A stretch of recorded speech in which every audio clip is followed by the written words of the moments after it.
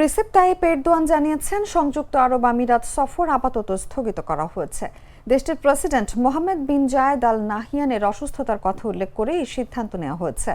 রোববার সামাজিক যোগাযোগ মাধ্যম এক্সে এরদোয়ানের দপ্তর জানায় ফোনে দুই নেতার মধ্যে কথা হয়েছে। এই সময় আমিরাতের প্রেসিডেন্টের অসুস্থতার খবরে দুঃখ প্রকাশ করেন এরদোয়ান এবং তার দ্রুত সুস্থতা কামনা করেন।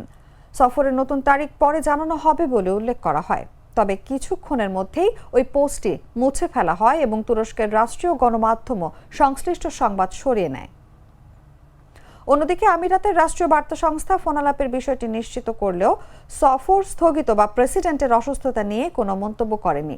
এর আগে শনিবার প্রকাশিত এক ছবিতে মোহাম্মদ বিন জায়েদ আল নাহিয়ানকে সুস্থ ও স্বাভাবিক অবস্থায় দেখা যায়। ওই সময় তার সঙ্গে ছিলেন Tamim bin Hamad Al Thani. এ বিষয়ে এখনও তুরস্ক বা সংযুক্ত আরব আমিরাতের পক্ষ থেকে বিস্তারিত আনুষ্ঠানিক বিবৃতি দেওয়া হয়নি।